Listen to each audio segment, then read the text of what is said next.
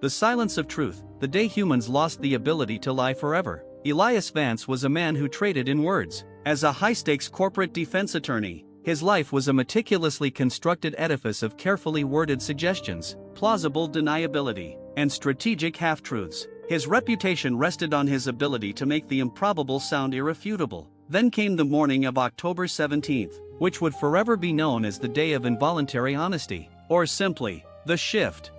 It started subtly, a feeling of deep, unsettling clarity. Elias was arguing a multi-million-dollar patent infringement case against Technova. Their CEO, Marcus Cale, a man legendary for his silver-tongued evasiveness, was on the stand. Elias began his cross-examination, setting the trap. "Mr. Cale, did you authorize the transfer of the design schematics on the evening of May 4th? Cale opened his mouth, his face set in a practiced mask of innocent indignation, ready to deliver the customary, indignant denial. But what came out was a soft, almost resigned sigh. "Yes, I knew it was wrong, but the bonus was too significant to pass up." The courtroom froze. The statement was not only a confession but a raw admission of guilt and motive, delivered with zero emotional inflection, just cold, inescapable fact. Cale's face, minutes later, was a mask of sheer panic. He tried to retract it, to formulate a plausible lie, but the words stuck in his throat. When he spoke again, he could only state the undeniable, present reality. "I am trying to deny that statement now, but I cannot. I regret telling the truth." Elias, initially believing it was a bizarre breakdown, watched in mounting horror as the rest of the day unfolded across the city. News broadcasts stuttered to a halt as anchors could only report the true, and often horrifying, internal beliefs of their network owners. Financial markets imploded as traders could only confess their panicked, irrational transactions. Global communication became a minefield of brutal, unsheltered reality. The ability to articulate anything other than the absolute, verifiable truth, or the speaker's true, unfiltered belief about the present reality, had simply vanished. Humans had been fundamentally altered. The most terrifying consequence was the silence. Diplomacy crumbled instantly. Wars didn't break out, they simply stopped, replaced by a devastating, truthful acknowledgement of all parties' cynical motives. But most marriages dissolved over brutally honest answers to simple questions. Elias's own wife, Sarah, confessed during breakfast the next morning that she hated his ambition and had only stayed for the financial security. The words, spoken without malice, carried the weight of atomic devastation. Elias realized that civilization, the complex, fragile machine of human interaction, was built entirely on white lies, polite fictions, and strategic ambiguity. Without the cushion of deceit, every interaction was a raw, painful collision of unfiltered egos. He saw a deep existential despair settling over the world. People stopped talking to avoid the inescapable pain of perfect honesty. Elias, now stripped of his professional tools, decided to investigate the shift. He used his last connection at the National Science Foundation, Dr. Lena Hansen, a neurobiologist, to gain access to early brain scans taken immediately after the shift. Dr. Hansen could only report facts. The prefrontal cortex shows an unprecedented, permanent, and simultaneous shutdown of all pathways associated with deliberate misrepresentation of information. It is functionally impossible for any person to articulate a falsehood or intent they do not genuinely hold. They discovered that the only statements that could be successfully formed were either factual statements, "the sky is blue," or sincere statements of belief, "I believe the sky is beautiful." Any attempt to form a lie resulted in aphasia, a physical inability to vocalize the phrase.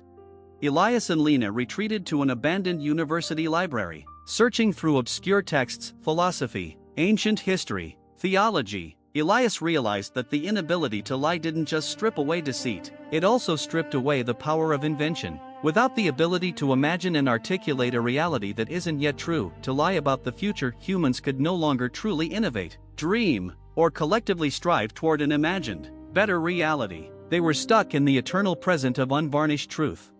They spent weeks in the silence, communicating only when absolutely necessary. The existential weight was crushing. Then, Elias found a rare, digitized manuscript on Eastern linguistic philosophy detailing the concept of the unspoken word, the true, underlying belief beneath the articulated statement. The unexpected twist. Elias realized the true horror wasn't the inability to lie, but the nature of the ability they had lost. He looked at Lena, whose true belief about their situation was one of profound despair, and asked a question that required a complex, predictive answer. If we continue this research, will we find a way to reverse the shift? Lena opened her mouth. Her expression was neutral, but her eyes held genuine grief. She struggled for a moment, then the words came out, slow and deliberate, based on all available neurological data. I believe the current biological state is permanent and irreversible. Elias sank back. It was confirmation of their doom. But then, he saw the flaw. He looked back at the manuscript, then at Lena. And the true purpose of the shift, dawned on him. You said, I believe the current biological state is permanent and irreversible, Elias stated, his voice trembling. That is not a lie, because it is your sincere belief based on data. But what if the ability we lost wasn't the ability to lie, but the ability to articulate a false belief? He looked at the machine they were still using, the old computer monitor that only displayed objective, mathematical facts. He pointed to the data on the screen showing the current atmospheric CO2 levels, which were clearly high and dangerous. Lena, say this, the current atmospheric CO2 levels are harmless. Lena tried. Her throat seized up. She could not utter the objective falsehood. Elias then pointed to the manuscript section on intentional creation through language and spoke to Lena again, his voice filled with urgency. Lena, state your sincerest, most desired hope, even if it contradicts the current data. Say, I believe we will find a solution to the shift and restore the possibility of imagination to humanity.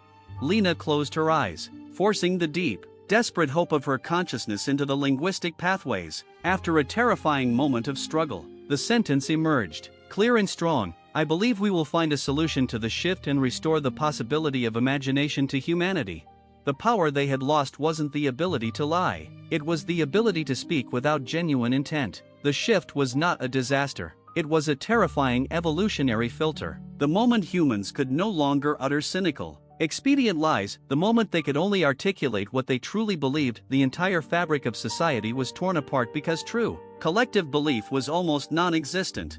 The power to speak a sincere future, the lie that had previously been labeled as hope or invention, remained, but it required absolute, focused, and genuine conviction to vocalize. The world wasn't silent because people couldn't lie. The world was silent because the vast majority of humanity no longer possessed a sincere, deeply held hope for anything beyond the immediate present. Elias and Lena realized that the price of their new, terrifying honesty was the complete surrender of cynicism. The key to rebuilding civilization wasn't lying, it was learning how to sincerely believe in a better future again. They were the only ones who knew how to speak hope back into existence,